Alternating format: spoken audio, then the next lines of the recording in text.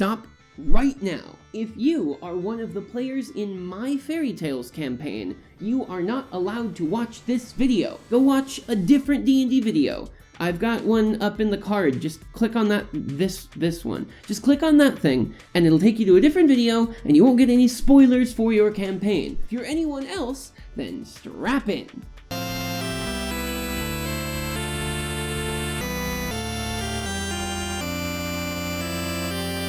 Think about the highest level or echelon of thing that you can imagine that could be the antagonist of your Dungeons & Dragons campaign. Probably you came on the idea of some kind of god or like a titan or an elder deity or something, right? There's something even bigger, even higher in scale than a god.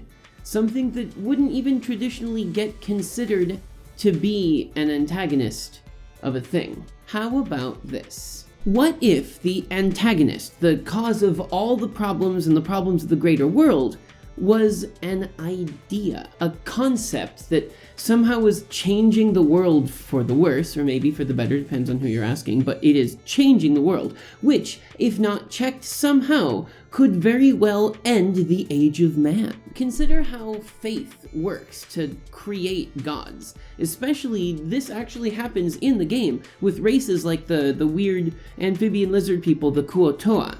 What if, instead of some huge amount of faith conglomerating to create a god, it created something else? What if it had created an entire afterlife that starts to like screw with the established pantheon's collection of afterlives by somehow like stealing the souls of those who die to get like shunted into this weird secondary afterlife that they aren't expecting? This would be a real problem for basically every religion on the map, since a whole lot of faiths rely on this sort of search for a life after death in some way, and that's how they attract people to their religions, at least in the real world. This kind of thing would take quite a while to actually figure out what's going on. Like, it might even take a player death to experience something other than the promised afterlife that they were waiting for, that they were expecting when they died. Like, even if your player doesn't have an established religion, there probably is an established afterlife in your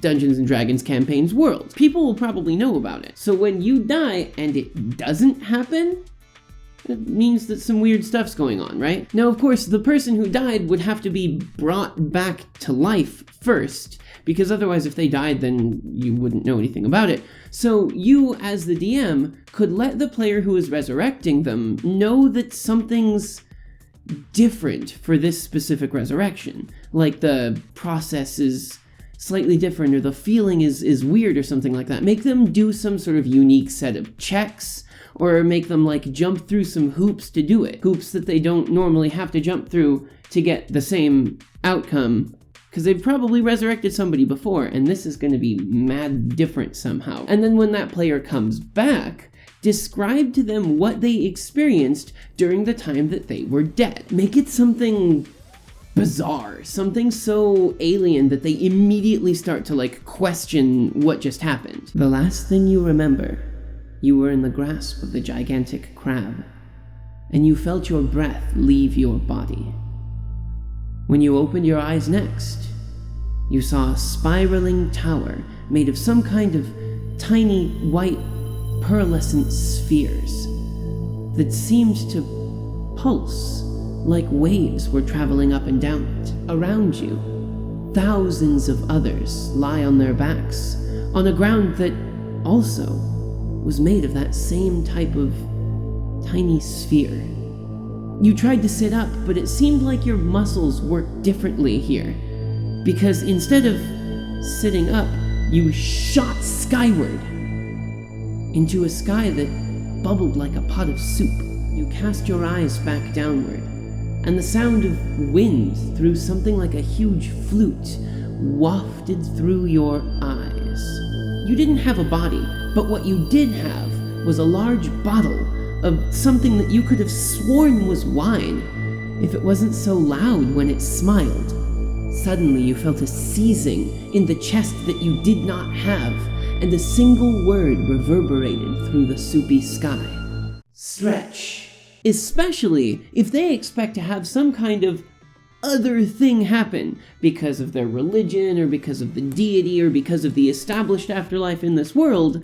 This will be extremely jarring to them. And then they maybe hear about other people, though devout toward a god whose afterlife promise is both well known and documented, were also subjected to this sort of strange experience upon their death. Maybe even more weird stuff happens, like it might even occur that after a certain amount of time in this strange place, their soul violently returns to their body. Or maybe to something that is very close to their body, but which would normally be inanimate. Soul leaves the body. They bury the body. 3 days later, the coffin animates with their soul in the coffin, or something like that, right? And then suddenly, everywhere is trying to do one of two things. Either find a way to eradicate this strange godless afterlife, or, perhaps more sinister, take advantage of it. Maybe an army of an enemy kingdom begins recklessly throwing soldiers into their deaths, only to try to make their souls shunt back into like solid, armored golem bodies when they come back. Maybe it starts to work in a few of them. And then suddenly there start coming these undying war machines with full consciousness, not just a golem with that limited amount of ability to understand commands, but the soul of someone who just died fighting. And then your party now has to find out how to do something about this idea. Where did it come from? What caused it? How do you stop it? Can you stop it? Why and how does it steal other religions' souls? What happens if you don't stop it? You might even have to go so far as to get like the assistance of gods to help stop this thing. Like maybe there's two opposing deities, factions, and thanks to this terrible calamity, they need to work together for this period in order for both to get their respective dead back where they belong. The possibilities for this are endless. There's so much that you can do with something like this. Like, how do you want your party to stop this thing? Can they stop it? Or is this campaign going to be something about like trying to make the world work around this new concept?